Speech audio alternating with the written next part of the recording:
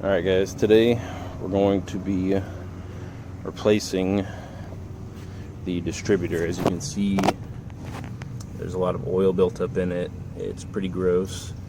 You're going to start by disconnecting these two connection points right here. That one was already broken, so slid right out. Then you're going to have three 13mm bolts. You're going to have one here, here, and then there's going to be one underneath. If you don't remember your firing order, there's online pictures and whatnot of what you can do for the firing order. But this is an external coil. It's a TD77U. So there's the external coil plug-in right underneath it, and then it's going to go 1, 2, 3, 4. So if you don't remember that, like I said, you can literally find the diagram online. You're going to start by disconnecting all of them. Sometimes they get a little stuck, you just gotta wiggle them out. Once you get that out, just swing those out of the way. Like I said, then it's just 3 bolts. And then what you're gonna wanna have is a rag ready just to catch the oil that's gonna come out.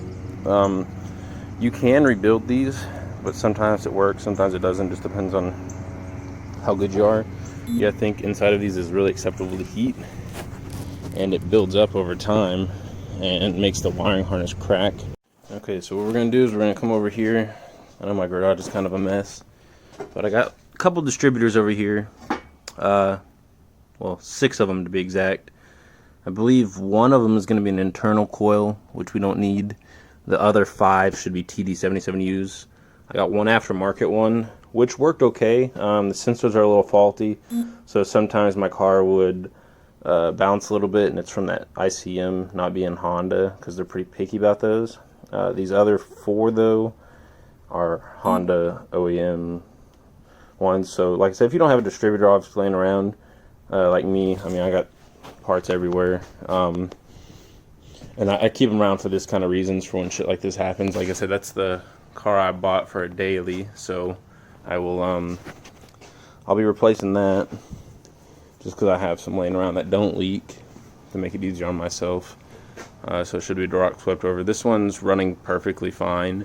There is sometimes a misfire when sitting still for long periods of time. So I'm hoping it's within the distributor. If not, I'll dig further into it. I've already replaced the spark plugs, and that seemed to help the car a lot because the spark plugs were pretty nasty and fouled out. So let's go ahead and replace this distributor, and I'll show you the steps to take for that. And then there's an O-ring on it that you don't want to forget to put back on, or else you'll leak, because it basically acts like a cam seal. Because you gotta remember, our distributor directly links to the exhaust cam lobe, or not lobe, but to the exhaust cam itself. It literally slides into it, and that's what turns the distributor, so you get spark. And there's no way to put it 180 degrees out. A lot of people believe that you can do that, and it'll get all 180 degrees out of timing for that. OBD2 cars, you really don't need to do too much of an ignition timing on them. I believe the OBD2 system adjusts itself, so as long as you get pretty spot on, you should be okay. Okay, so here's one of the spare distributors I had over there. I went ahead and checked it out. You look for any internal oil leaks. Looks fine to me.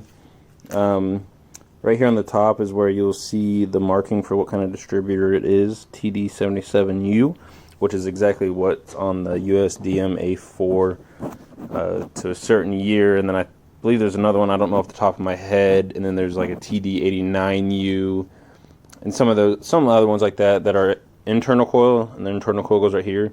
And honestly, they're set up different.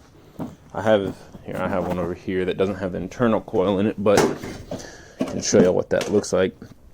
So right here you can see there's big gear teeth in there. Honestly, it's a lot heavier of a distributor. You can see there's this thing right here. Like I said, it literally holds your crank sensor and all that in there with it, versus the TD77U, which isn't going to have that big gear in there and all that, because it has the external coil, and the crank sensor is on the bottom side by the oil pump.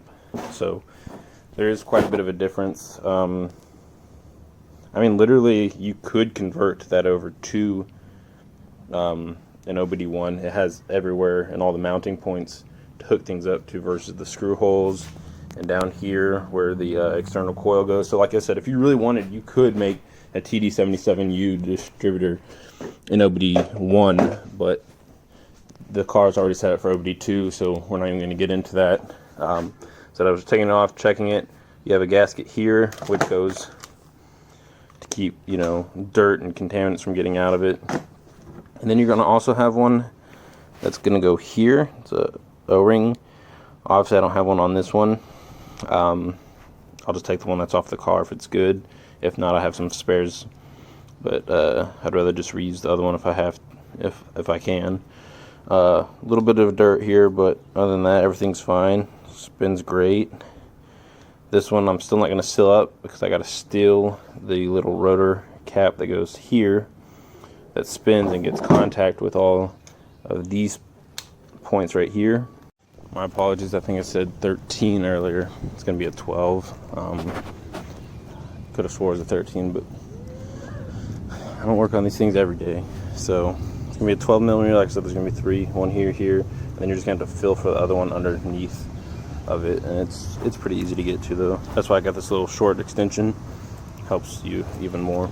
Okay, like I said, just go ahead and get a rag, and we're gonna stick that under there just to try to catch any oil, if any oil wants to just pour out. Because like I said, it is connected to your exhaust cam lobe, so there's oil that runs through there, which obviously, because you can see, it doesn't run through there, but there's a seal to keep it from going out.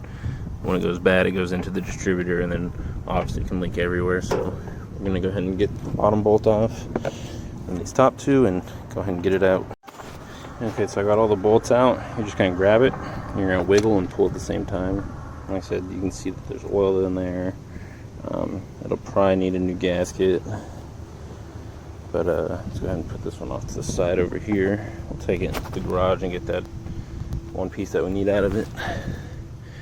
And then if you want, like I said, some people do put silicone on these. You don't have to. I've gotten away without doing it, but if you want the extra protection, I guess you can kind of just wipe away that oil if you want. Now's the perfect time to clean up some of these sensors that get all the oil covered on them, you know, your thermostat switches and whatnot.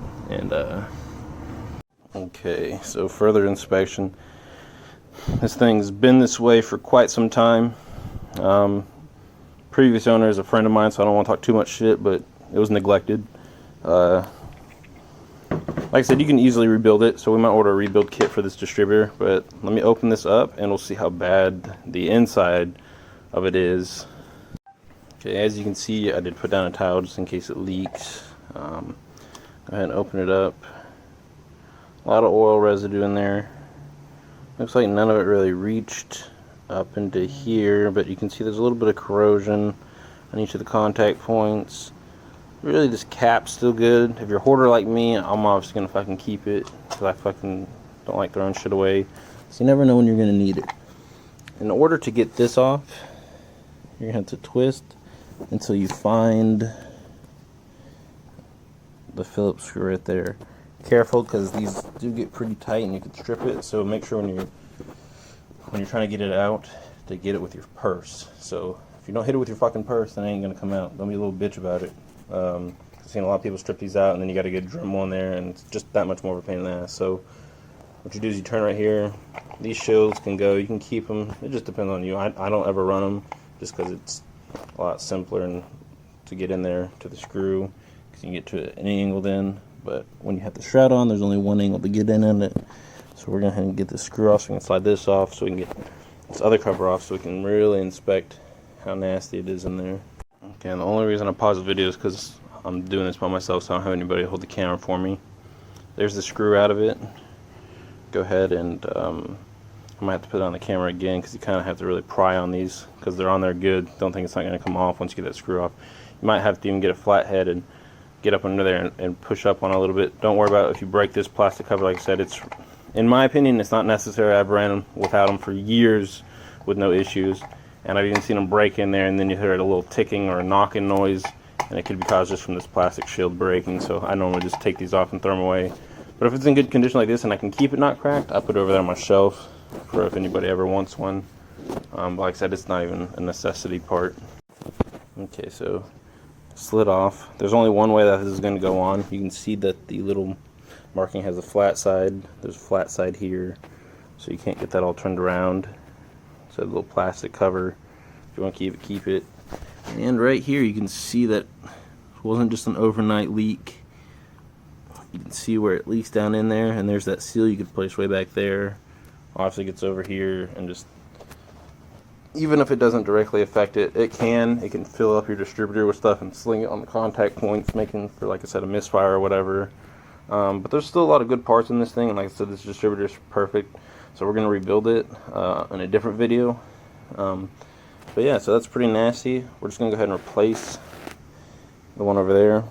Could probably get a new contact patch, but this is kind of just how to do it on a budget, because I'm not really wanting to throw too much money at this car. Obviously these things are fucking dirt cheap. You can probably go pick one up from the store with a cap for probably 10-15 bucks, but we're doing this for free today, just to get rid of that oil leak. So I'm gonna go ahead and take this and this and go put it on the new distributor, put the new distributor in, and we'll start up the video again. So another thing I want to make you all aware of, a really common coolant leak issue. It's gonna be right here, the heater core hose.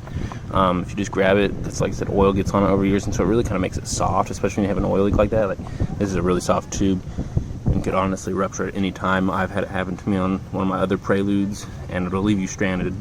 You know, you can cut it, and there is a little bit extra room to like do that with, but it's like a $20 part online. I think I got a Gates one from my other one. It's kind of a pain in the ass to get to the back part. You have to take off your intake manifold. Well, not your intake manifold, but your intake. And honestly, it's way back in there. It's gonna be that side clip right there, and you can just replace that whole hose. But today we're not gonna worry about it. But it is going to be on the list of things to replace before I get stranded somewhere from a old coolant hose. Like I said, it should be pretty stiff and hard. I don't know how old these are, but they're hard, nice. You know, you can grab any other line in here, but this is soft. You can see it. I'm sure. You know, it feels like it's basically lost all dexterity. So just one good little bump or anything rubbing on it could just rupture it. So obviously I don't drive this thing too much. So we're going to go ahead and continue the distributor thing. As you can see, I've already cleaned up in here. Like I said, I just have a drill with a little bit on it.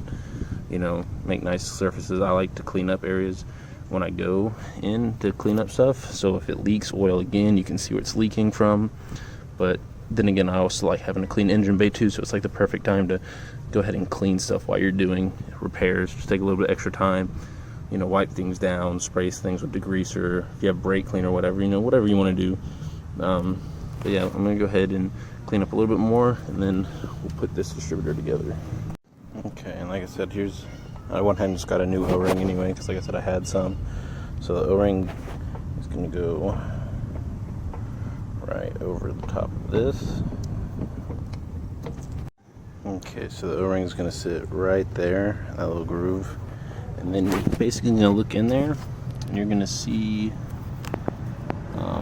It's not really well lit enough, but your cam's in there, and there's the two teeth. Like I said, they look the same size, but one's slightly bigger, and there's no way to accidentally throw the cams off by 180 degrees like some people think there is. So we're going to go ahead and put this back on there and go from there. Okay, now it's back on. It's a lot cleaner, not a bunch of oil underneath it, so this one should be fine. Especially, again, I have several other ones, or I can just order the rebuild kit. So like I said,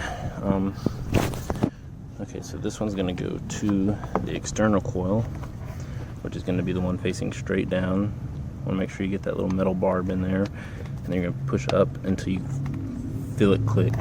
You want to physically feel it click.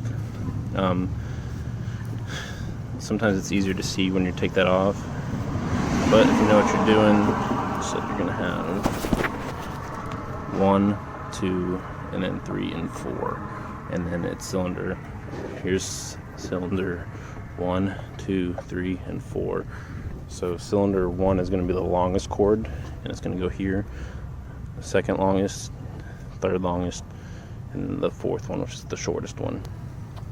Okay, so everything's hooked up. A lot cleaner on this side. Obviously some people tuck these or whatever and make the wiring look better, but this is just a daily, so I might end up doing it eventually. But everything's a lot cleaner. No oil leaks, so let's go ahead and start it up. Alright guys, yeah, I realize I'm not near a car. I'm at my job.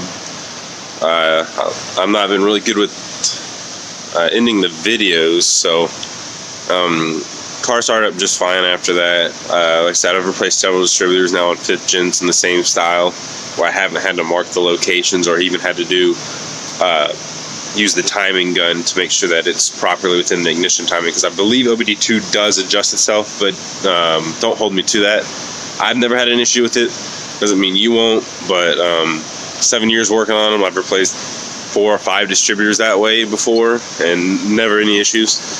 I hope that video helps out some people to maybe just help you if you're having distributor issues, replace your distributor, or even if you just want to clean up that oil mess. I will be making a video of me rebuilding that distributor with a new seal kit, so I can teach you how to do that in case you don't want to buy a new distributor from Honda, because I believe they run what, $300 or $400 new OEM, or you could go with the $60 one from Walmart like I did. I ran that for a while just fine, but you know, Honda's kind of picky with its sensors, and I did have a little bit of tack issues or stuttering issues every once in a while, which led to the ICM being kind of faulty and getting weird readings from my ECU.